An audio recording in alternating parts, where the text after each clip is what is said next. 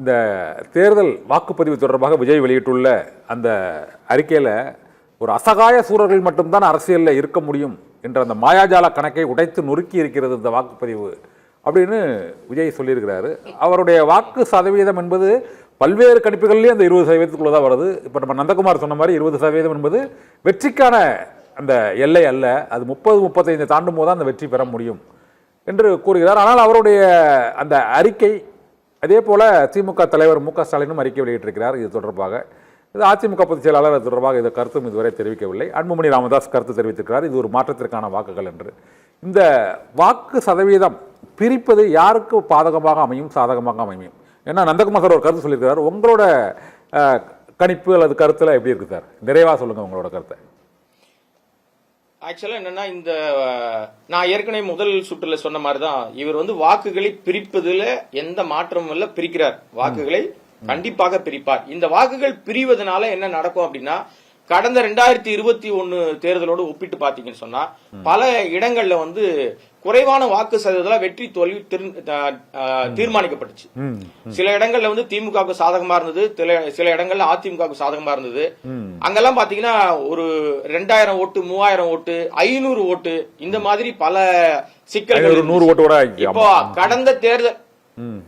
கடந்த தேர்தலின் போது இருந்த அதே கூட்டணி, அதே பலம், அதே விஷயங்கள் யாரிடம் பலமாக இருக்கிறதுன்னு பார்த்தா திமுக கூட்டணி தான் இருக்கு. அடிஷனலாக தேமுதிக உள்ள வந்திருக்கு, அடிஷனலா கமலஹாசன் உள்ள வந்திருக்காரு. இன்னும் பல விஷயங்கள் இந்த 5 ஆண்டு காலத்தில் அவர்கள் செய்த பல்வேறு விஷயங்கள் பல இடங்கள்ல பெரும் மாற்றங்களை உருவாக்கி வச்சிருக்கு. இது ஒரு தனி எடப்பாடி அவர்களுக்கு பாத்தீங்கன்னு சொன்னா, அவரை பொறுத்த வரைக்கும் அவர்கிட்ட ஏற்கனவே 2021 இருந்த பலரும் இப்ப அவர்கிட்ட இல்ல, வெளியே போயிட்டாங்க. சில பேர் மறுபடியும் உள்ள வந்திருக்காங்க.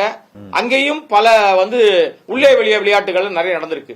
ஆனால் ஓட்டுகள் பிரிக்கப்படுமா அப்படின்னா, பெருவாரியான வாக்குகளை விஜய் எங்கிருந்து எடுக்கிறார்? ஆனா வானத்துல இருந்து எடுப்பாரு, இல்லன்னா பக்கத்து ஸ்டேட்ல இருந்து எடுப்பாரு. இல்ல அவருக்கு 2 கோடி வாக்காளர்கள் இருக்காங்க, 2 கோடி பேர் உள்ள வந்துட்டாங்க, ஆன்லைன்ல நாங்க சேர்த்துட்டோம்னு சொன்னாங்க இல்லீங்களா?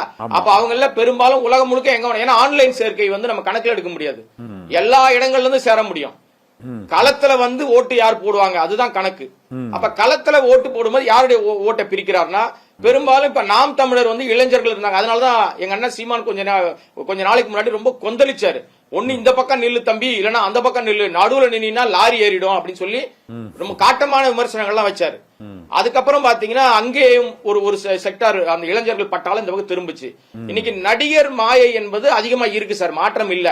ஆனால் அது மட்டுமே ஒரு ஓட்டை பிரிச்சு ஆட்சியை மாத்தி விட்டுருமா அப்படின்னா, அதற்கு எனக்கு தெரிஞ்ச வகையில இந்த ஒரு பெரிய அலை ஒண்ணு அடிச்ச மாதிரி தெரியல. ஆனால் தீர்மானிக்கப்பட்ட பல வெற்றியாளர்கள், பல பேர் இன்னைக்கு இவங்க ஜெயிச்சிருவாங்க இந்த தொகுதியில அப்படின்னு சொல்லி ரொம்ப கான்பிடென்டா, சில இவர் வார்த்தையில, விஜய் வார்த்தையிலே சொல்லணும்னா கான்பிடென்ட் சொல்றாரு இல்லையா அவர் அடிக்கடி, அந்த மாதிரி கான்பிடென்டா இருந்த பல பேருக்கும் இந்த வாக்குகள் பிரிவது ஒரு சர்ச்சையை ஏற்படுத்தும், அவங்களுக்கு சலசலப்பை ஏற்படுத்தும். இன்னொன்னு எழுதி வச்சுங்க, தபால் வாக்குகள்ல எப்பவுமே முதல்ல எடுத்தோடனே தபால் ஓட்டு தான் பிரிப்பாங்க. பிரிச்ச உடனே ஒரு சிலருக்கு பயங்கர மகிழ்ச்சியா இருக்கும். இப்ப இவர் அறிக்கை வெளியிட்ட மாதிரிதான். ஆனா இப்போ அவரு தபால் ஓட்டு இப்ப லாஸ்ட்ல தான் பிரிக்கிறாங்க, ஒரு வழக்குல தீர்ப்புல பிரிக்கிறாங்களா? அப்போ பிரச்சனை இல்ல விடுங்க. ஏன்னா முதல்ல அவங்க கொண்டாடிடுவாங்க. ஏன்னா பல பேரும் தபால் ஓட்டு போட்டு டிரெஸ் கோடு தபால் ஓட்டு போட்டுறோம், நாங்க யாருக்கு போட்டோம் தெரியுமானா, அவங்க முன்னாடியே நிறைய ரீல்ஸ் எல்லாம் போட ஆரம்பிச்சிட்டாங்க. சமூக வலைதள பக்கங்கள் இந்த பெரிய மிகைப்படுத்தலை அதிகப்படுத்தி வச்சிருக்கு. ஆனா ஒரிஜினல் ஃபேக்டர், கலை யதார்த்தம் அது இல்ல. ஓகே சார், நன்றி சார். சோசியல் மீடியால வர்றது எல்லாம் உண்மை கிடையாது sir. Okay okay okay sir, நன்றி சார். கிரவுண்ட் லெவல்ல அவங்களுக்கு தெரியும் யாருக்கு என்ன நடக்கணும், யாரை ஆட்சியில உட்கார வைக்கணும், ஆட்சி தொடர வேண்டுமா அல்லது நம்ம மாத்தி விடணுமா என்பதை வாக்காளர்கள் தீர்மானிச்சிருக்காங்க. ரொம்ப நாள் கிடையாது, இன்னும் சில தினங்கள்ல நம்ம தெரிஞ்சுக்க போறோம். இவ்வளவு காலம் அவங்க சந்தோஷப்பட்டுக்கிட்டுமே, நிச்சயமாக அவர்கள் உணர்த்தும் அரசியல் என்பது எது, அரசியல் என்பது நெருப்பாற்றில் நீந்துகிற விஷயம். வீட்டுக்குள்ளே உட்கார்ந்து நம்ம களத்திலே வராம சோசியல் மீடியாலே ஆட்சி நடத்த முடியாது, அரசியல் பண்ண முடியாதுன்றத 4ஆம் தேதி உணர்த்தும் சிலருக்கு. அன்னைக்கு நம்ம திரும்பி பேசலாம் sir. Okay sir, Nandakumar sir நிறைவாக கருத்து சொல்லுங்க. கலா யதார்த்தமும் கட்டமைப்பும் இல்லாத ஒரு கட்சியால் அரசியலில் மாற்றத்தை ஏற்படுத்த முடியாது என்று கொடங்கி அபரகாம் சொல்றாரு.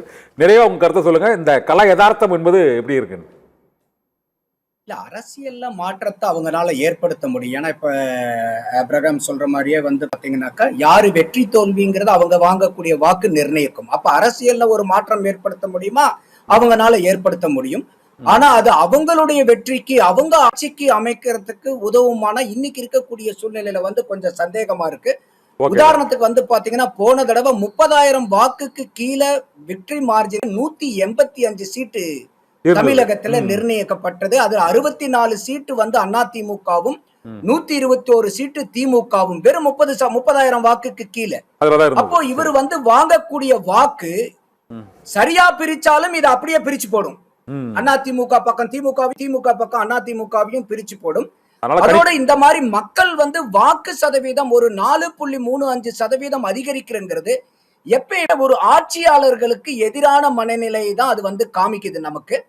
அப்ப வந்து இன்னைக்கு அவரு பிரிச்சாலும் அதிமுக திமுக இருந்து பிரிச்சாலும் என்னுடைய பார்வையில மீண்டும் நான் சொல்றது என்னன்னா அதிகமான வாக்குகளை திமுக தரப்புல இருந்து பிரிப்பாரு. அதோட சொல்லும் போது அவர் என்ன சொன்னாருன்னா அந்த கூட்டணின்னு பார்க்கும்போது இன்னைக்கு தேமுதிக வந்துச்சுன்னாரு, பலப்படுத்த வரல. அவங்க அந்த தேமுதிக வந்தனால அந்த கூட்டணி பலகீனமானதை நம்மளால பார்க்க முடிஞ்சது. அங்கேயே வந்து பெரிய ஒரு ஆன்டி மாறுச்சு. அதுதான் ஒரு சிக்கல் ஆயிருச்சு அந்த கூட்டணிக்கு. ஓகே, ஒரு சிக்கலா அல்லது அது வலுவா என்பது 4ஆம் தேதி வாக்கு பெட்டிகளை திறக்கும் போது தெரிய வரும். கணிக்க முடியாத இந்த தேர்தலின் கணிப்பு என்ன இருக்கிறது, மக்கள் தான் இந்த தீர்ப்பை கொடுக்க போகிறார்கள். 4ஆம் தேதி வரை பொறுத்திருந்து பார்க்கலாம். இந்த தேர்தல் சதுரங்கம் நிகழ்ச்சியில் கலந்து கொண்ட நந்தகுமார் அவர்களுக்கும் கோடங்கி அவர்களுக்கும் மிக்க நன்றி.